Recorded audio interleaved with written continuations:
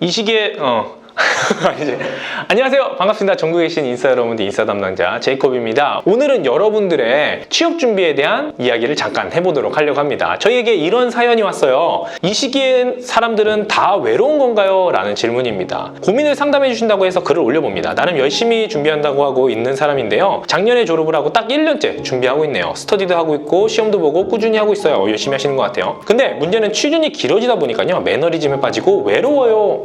학교 다닐 땐 친구들을 만나니까, 연애를 했으니까, 활동을 하니까 몰랐는데 지금 일단 연애는 안 하는 것 같아요.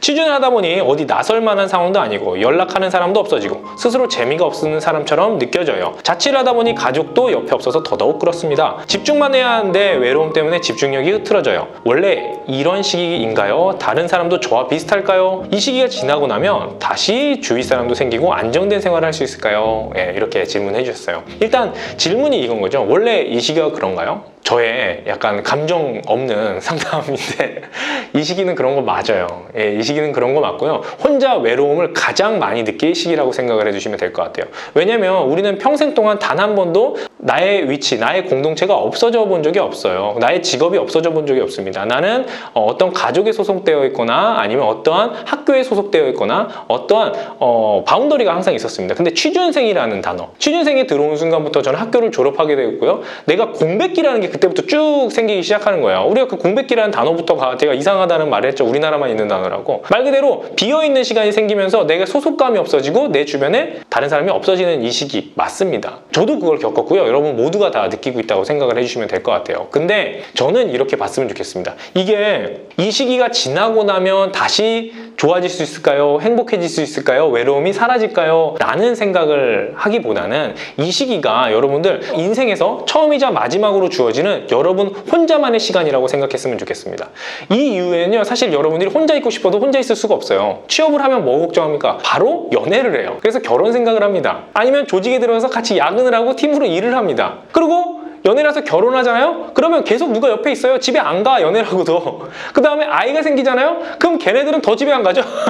항상 붙어 있는 거예요. 앞으로는 계속 똑같아요. 내가 늙어서 혼자 되기 전까지는요. 그렇다면 내가 에너지가 충만한 시기에 정말 혼자서 있는 시간은 지금이라고 생각하시고, 이거를 외로움이라고 생각하기보다는 나를 성장하기 위한 나만의 시간이라고 좀 생각을 해주시면 좋을 것 같아요. 저 같은 경우 그때 말씀드렸다시피 나에 대한 생각을 되게 많이 했어요. 나는 어떤 걸 좋아하는 사람이지, 그 다음에 나는 무엇 할 때 행복한 사람인지 라는 정리를 상당히 많이 했었던 것 같습니다. 그래서 정말 심심할 때 이런 거 좀 했었어요. 혼자서 이제 토익 공부할 때 있잖아요. 토익 공부하다가 정말 힘들잖아요. 재미없잖아요. 그러면은 나의 이상형은 어떤 사람인지 하고 이상형의 조건 막 이렇게 10가지 적어보기도 하고요.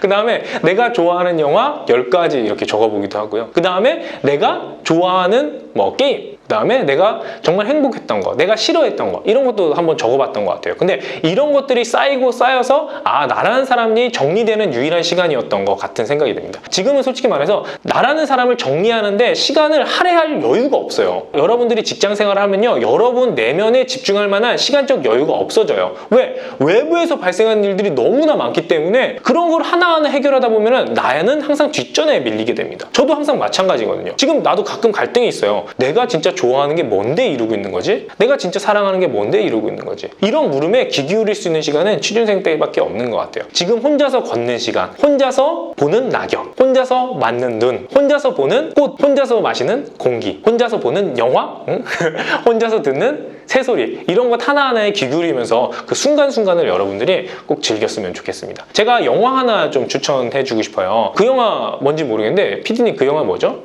시간 계속 되돌리는 거, About Time인가? 네네.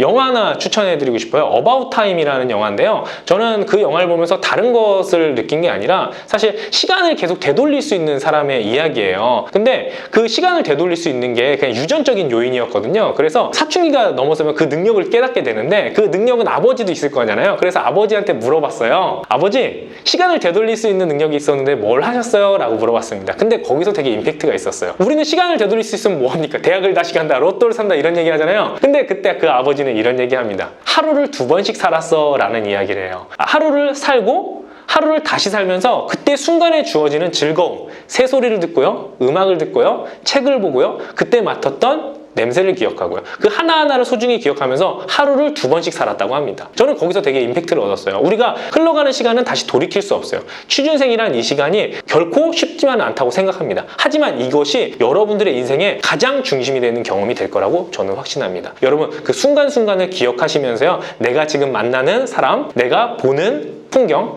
내가 듣는 새소리, 음악소리 이런 것 하나하나 집중하면서 내 안에 있는 것이 무엇인가 이거를 깨달아가는 시간으로 여러분들이 생각했으면 좋겠습니다. 결코 외로운 시간이 아니에요. 나랑의 만나는 새로운 시간이다. 이렇게 생각했으면 좋겠습니다. 그럼 이상 물러가도록 하겠습니다. 여러분들 제 영상이 좋았다면 좋아요를 눌러주시고 따봉 부탁드리고 구독 부탁드립니다. 안녕!